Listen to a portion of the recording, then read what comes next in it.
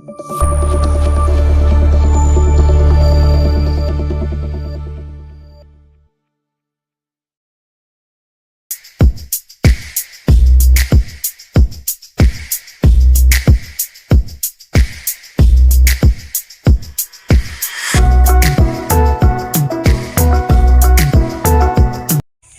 Friends, నేను మీ Raghavender, US news Telugu.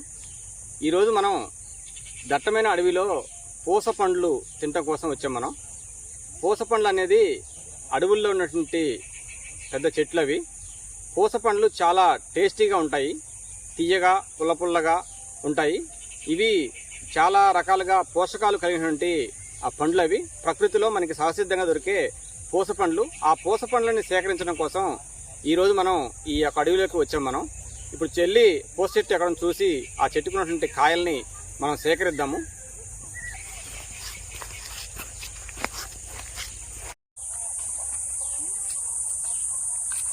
ఇక్కడే మనకి పూస చెట్టు ఉన్నట్లు సమాచారం. ఈ పూస చెట్టుని దగ్గరికి మనం వెళ్దాం రండి.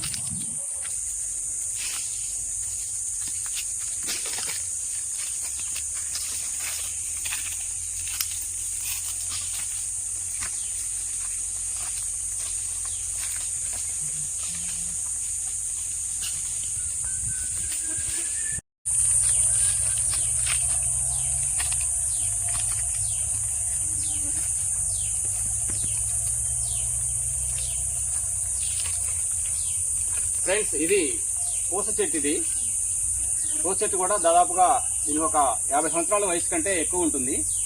దీనికి విపరీతమైనటువంటి పూస పండ్లు ఈ సంవత్సరం సీజన్లో కాశాయి. మనం ఈ సీజన్ చివరిలో కాబట్టి మనకి కొన్ని కాయలు మాత్రమే కనిపిస్తా ఉన్నాయి. కింద చూస్తే చాలా రాలిపోయి కూడా అసలు విపరీతమైన కాపు కాసింది పూస చెట్టు. ఈ పూసకాయలు మన అడవిలో ఆదివాసీ గిరిజనులు ఎక్కువగా తింటా ఉంటారు. ఇవి తినటం వల్ల మన ఆరోగ్యం చాలా ఆరోగ్యానికి మంచిది. అనేక పోషకాలు, అనేక విటమిన్లు కూడా ఈ పూస పండు వల్ల మనకి వస్తాయి. కాబట్టి ప్రకృతిలో దొరికే ఒక న్యాచురల్, ప్రకృతి సహసిద్ధమైనటువంటి ఈ పండ్లు ప్రతి సీజన్ లో కూడా కనీసం కొన్ని పండ్లన్నా తినాలి. తింటే చాలా ఆరోగ్యము, చాలా పోషకాలు మన బాడీకి అందుతాయి. చూడండి పూస చెట్టు ఎలా ఉందో.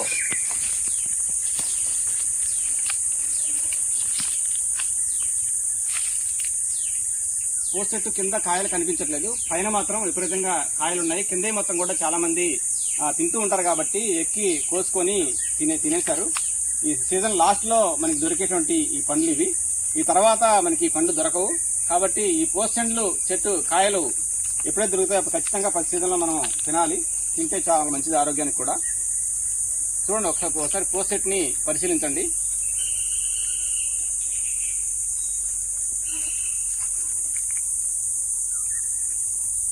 చూడండి, ఇక్కడ పూసకాయలు కూడా చాలా కింద రాలిపడి ఉన్నాయి. అసలు ఎంత అమోఘమైన టేస్ట్ ఉంటాయంటే ఈ కాయలు చాలా బాగుంటాయి. కింద కూడా చాలా పండ్లు పడిపోయి ఉన్నాయి. మనం ఇక్కడ కింద చూడవచ్చు.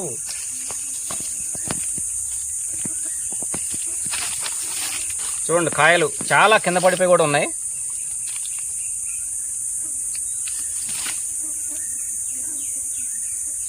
ఈ పండ్లు తినడానికి కూడా చాలా టేస్టీగా ఉంటాయి, పుల్ల పుల్లగా, తీయగా. మనకి ఇందులో సి విటమిన్ కూడా ఎక్కువ ఉంటుందని చెప్తూ ఉంటారు. చాలా అమోఘమైనటువంటి పండు ఇది.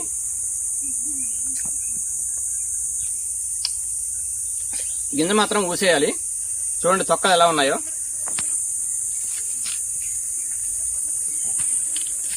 మన కొబ్బరికాయ కొడితే కనుక కొబ్బరి చిప్పలు ఎలా వస్తాయో అలా వచ్చేసిన కాయ. చూడండి, ఇది లోపల ఉన్నటువంటి ఇత్తును ఊసేయాలి, పైకి అంటున్న మాత్రమే తినాలి.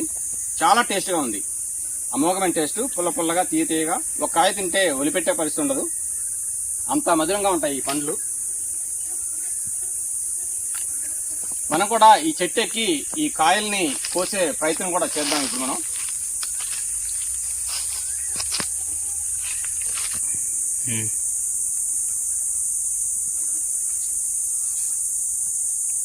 ఈ పూస చెట్టు ఎక్కి మనం పండ్లను కూడా సేకరిద్దాం. చూద్దాం ఎలా మన ప్రయత్నం మనం చేద్దాం కాయలు కోయడం కోసం.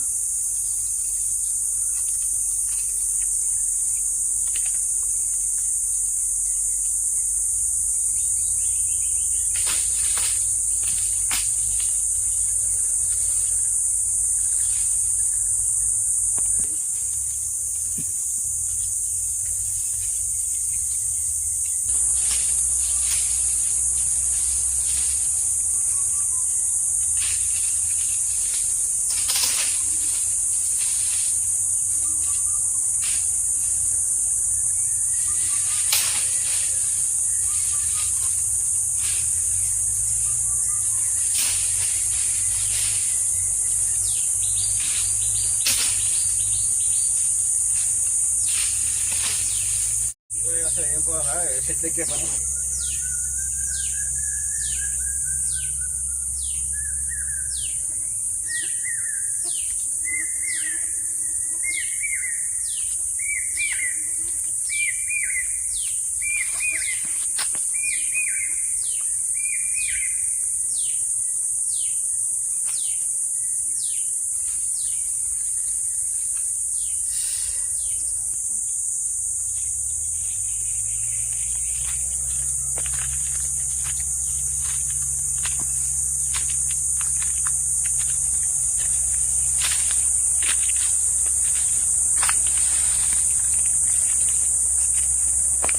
చూడండి కాయలు చాలా ఎంత బాగున్నాయంటే అంత బాగున్నాయి.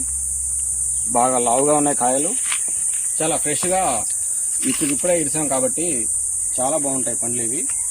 ఈ సీజన్లో ఇది చివరి అవకాశం మనకి ఇది. ఎందుకంటే ఆల్రెడీ వర్షాకాలం స్టార్ట్ అయింది. చివరి సీజన్లో మనం ఉన్నాము. ఎండాకాలం దొరికే పండ్లు ఇవి. పండ్లు చూడండి చెట్టుకి ఎంత చక్కగా కాసాయో.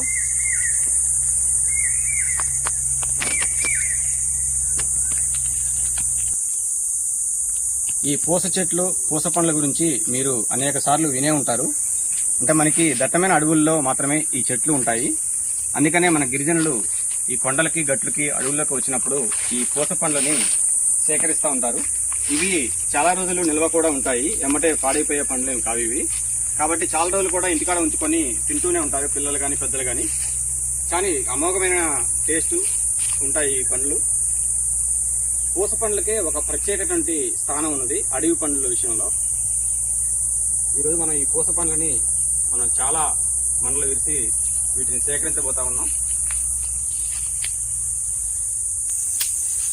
మనం కూడా ఈ కొన్ని పండ్లు సేకరించి తిందాం. మనం ఈ టేస్ట్ని ఆల్రెడీ ఆస్వాదించాము. ఇంకా తినాలి అనిపించేటువంటి పండ్లు ఈ పూస పండ్లు. వీటిని కూడా మనం సేకరిద్దాం.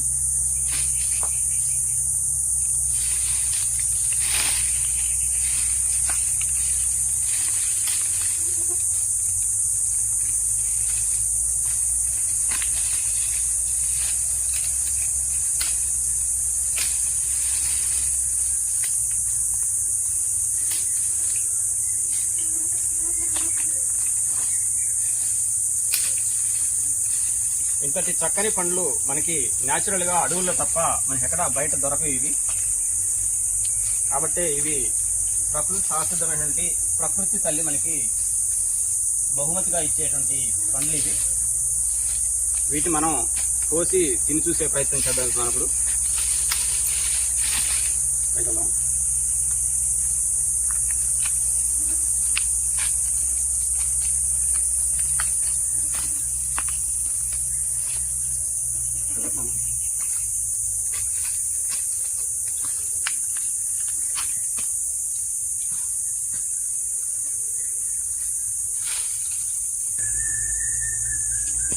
ఇటువంటి దట్టమైన అడవిలోకి వచ్చి మనం న్యాచురల్ గా దొరికేటువంటి ఈ అడవి పండ్లని పూస పండ్లను తింటా ఉంటే ఈ ఆహ్లాదకరమైన వాతావరణంలో ఈ పండ్లు ఈ రుచే అమోఘం. ఇటువంటి ప్రకృతి మనకి ఎక్కడా కూడా దొరకదు, ఈ అడవుల్లో మాత్రమే. ఈ ఏజెన్సీలో అందుకే గిరిజనులు బలంగా ఉండటానికి ఆరోగ్యంగా ఉండటానికి కారణం కూడా వాళ్ళు ప్రకృతి సహసిద్ధమైనటువంటి ఆహారం తీసుకోవడమే. ఇలాంటి పండ్లని సీజన్లో ఖచ్చితంగా అందరూ తింటూ ఉంటారు. దీనివల్ల మన బాడీకి కావాల్సినటువంటి విటమిన్లు మినరల్స్ అన్నీ కూడా సమపాలలో అందుతాయి. మనకి చాలా ఆరోగ్యకరమైనటువంటి పూస పండ్లు. మనం కూడా వీటిని తింటుద్దాం.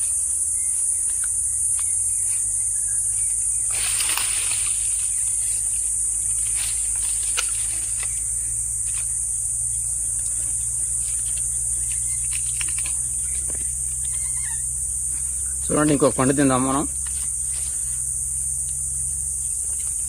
ఇది చూడండి, దీంట్లో ఇలా ఉంటుంది. దీనిని మనం ఈ పై తొక్కన మాత్రం తింటాం. మనం లోపల గింజ ఉంటుంది, ఈ గింజని ఊసేస్తాము.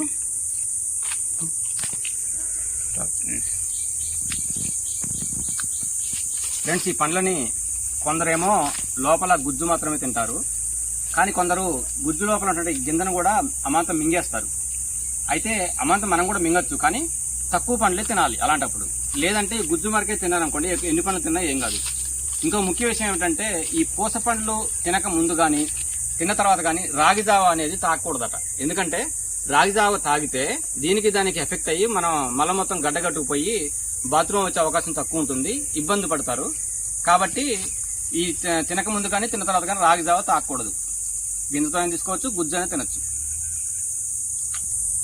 అదేవిధంగా ఫ్రెండ్స్ ఈ కాయల్ని గుజ్జు తింటాం, ఇత్తులు మింగుతాం. ఇదే కాకుండా ఈ పూస చెట్టు యొక్క ఉపయోగాలు ఏంటంటే, పూస చెట్టు బెరడు ఉంది కదా, ఆ బెరడుని విప్పసార కాసేవాళ్ళు విప్పసార దాంట్లో వేస్తే ఆ సారా తాగటం వలన రక్తశుద్ధి అవుతుందట.